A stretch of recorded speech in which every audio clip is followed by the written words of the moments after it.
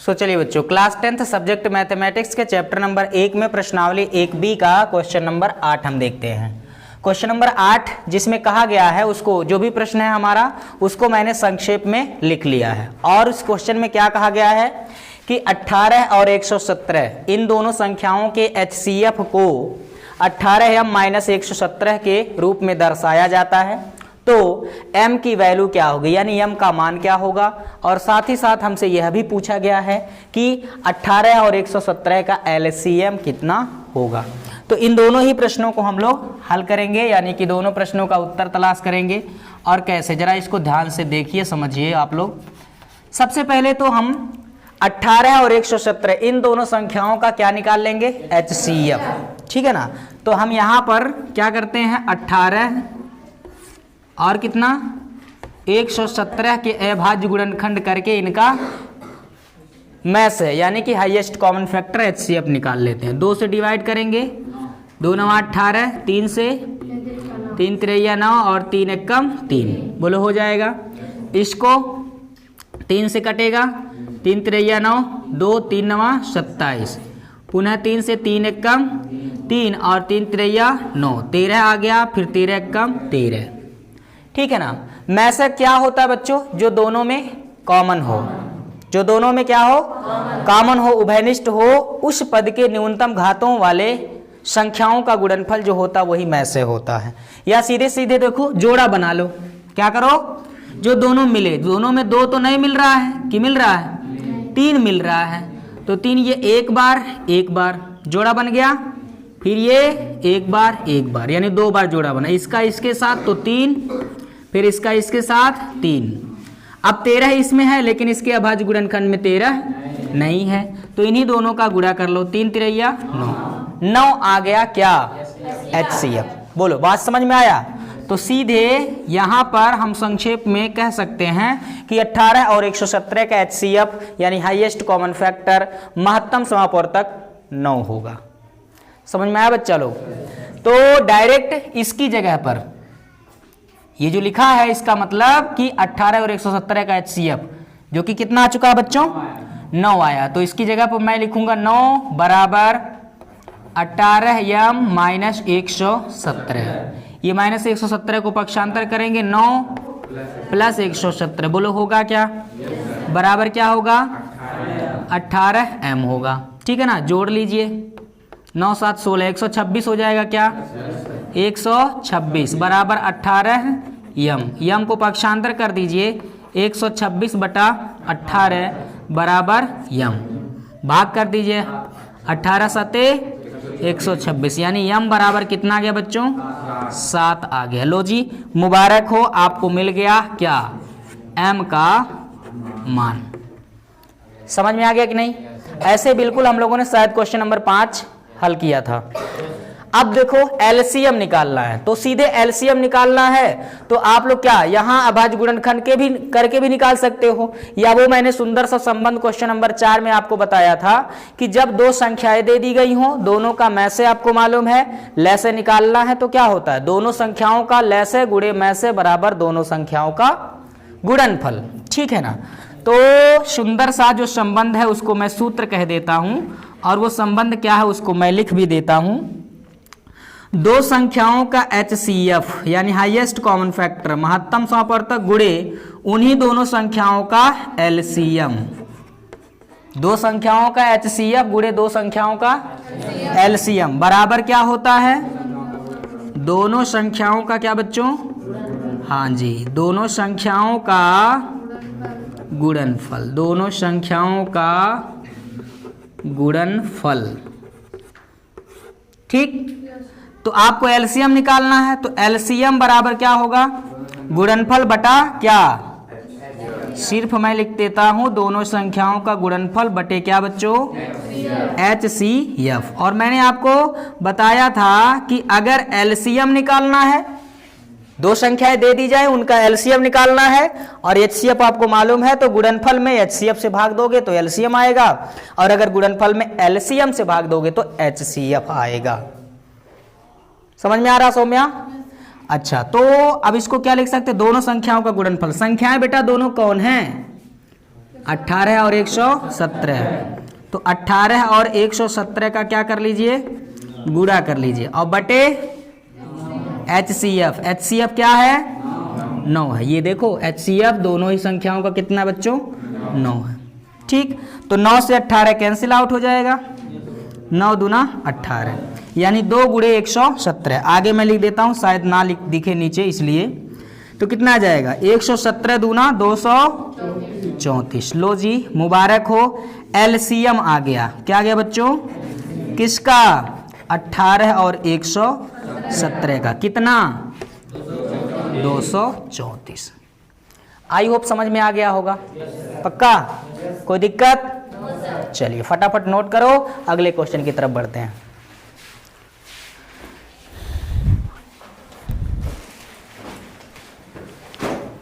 Question number 9, किसी प्राकृतिक संख्या मतलब गिनती करने वाली संख्याओं को ही क्या कहते हैं, किसी प्राकृतिक संख्या n के लिए संख्या 6 पे घात कितना है n, यह जो है अंक 0 पर समाप्त हो सकती है, 0 पर समाप्त हो सकती है।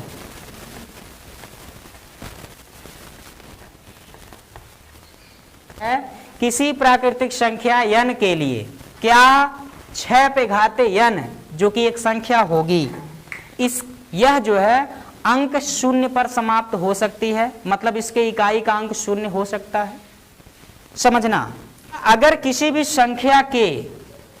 संख्या के इकाई का अंक अगर 0 है, अगर इकाई का अंक क्या है 0 है, मतलब वह संख्या 0 पर समाप्त होती है, तो 100% 100% ये गारंटी है कि वह 5 से जरूर विभाजित होगी।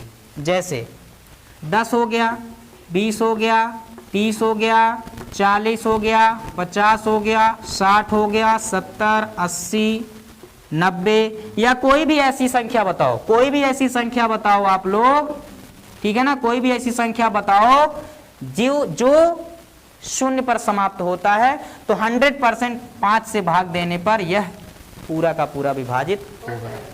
और 5 से कोई संख्या पूर्णतः विभाजित तभी होगा जब उसके अभाज्य गुणनखंड में कितना हो, 5 हो।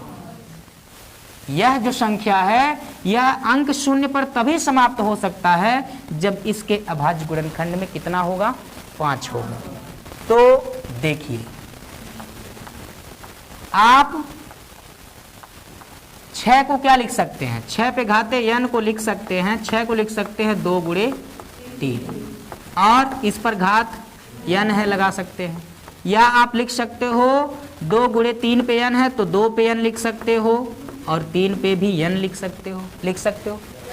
6 के अभाज्य गुणनखंड में या इस संख्या के गुणनखंड में क्या 5 है? मेरा सवाल आपसे, क्या इसके अभाज्य गुणनखंड में 5 आया है? जब 5 आया ही नहीं है,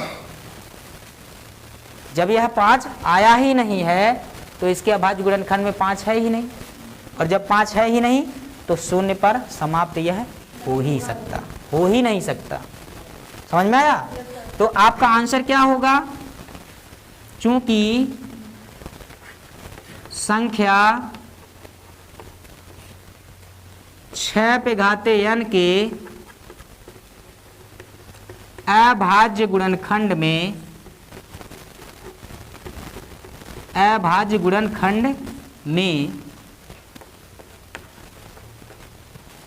5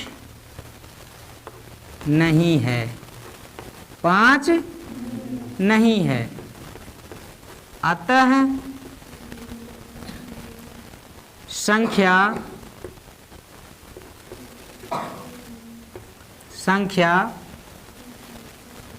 6 पे घाते n किसी प्राकृतिक संख्या किसी प्राकृतिक संख्या n के लिए अंक 0 पर यानी कि 0 पर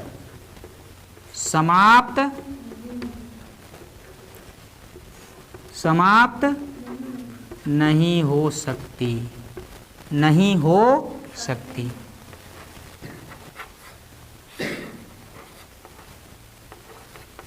समझ में आया? ऐसे ये मान लो एक क्वेश्चन हमने अलग बना दिया।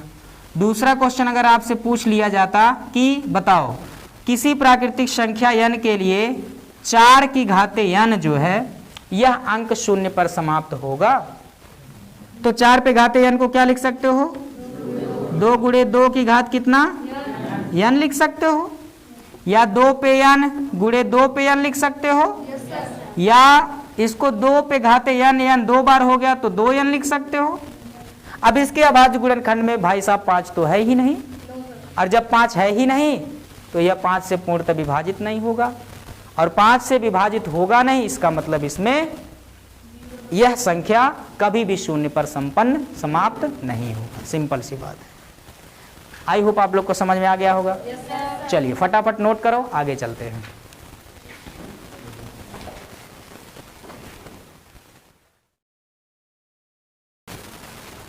हाँ तो बच्चा लोग, अर्निका बैठ जा।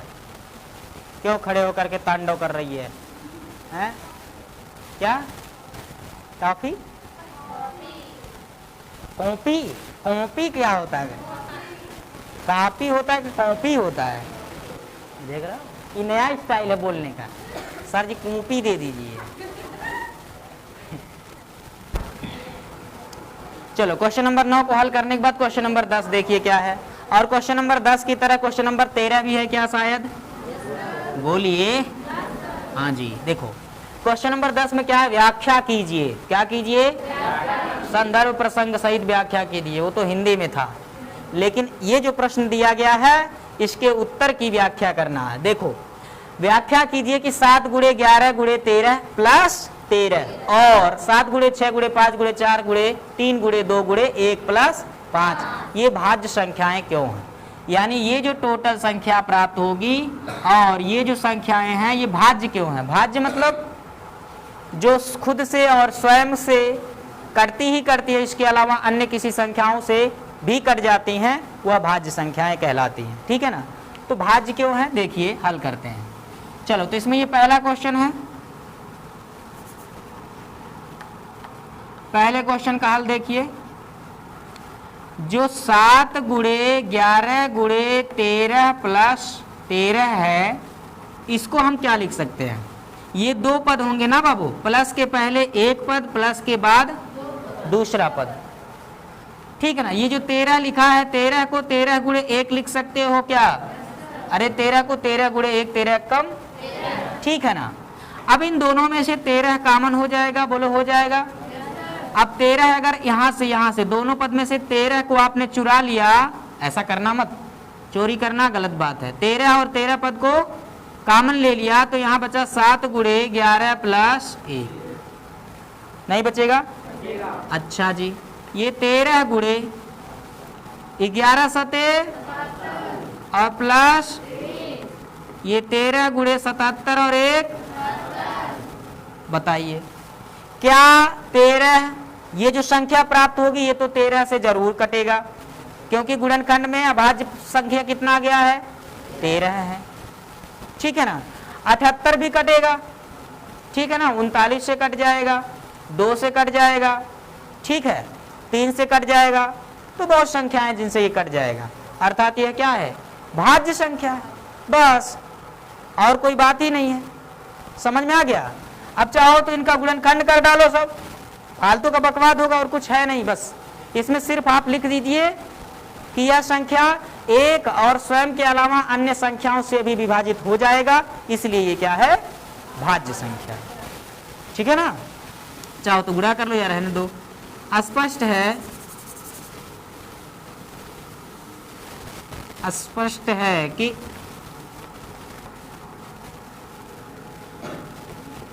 प्राप्त संख्या 13 गुणे 78, 13 गुणे 78 एक और स्वयं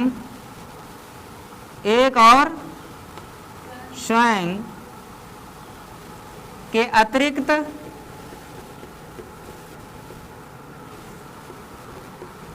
अन्य संख्याओं से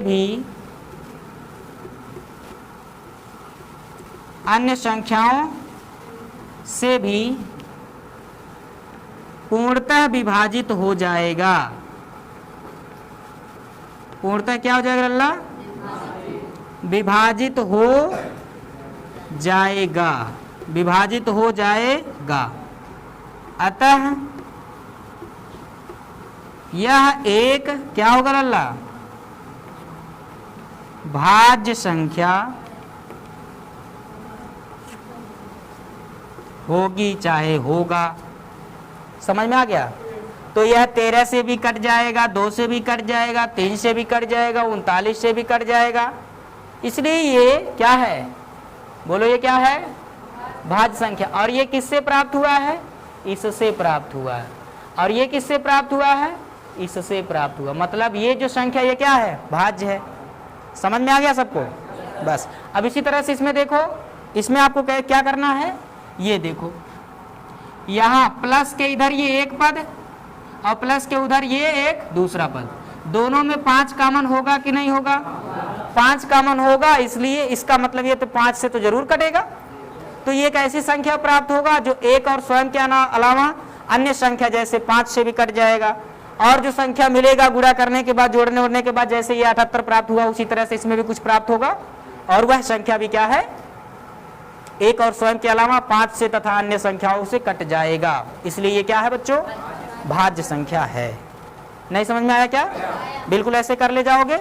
और क्वेश्चन नंबर 13 भी कर ले जाओगे, पक्का? चलिए नोट करिए फटाफट।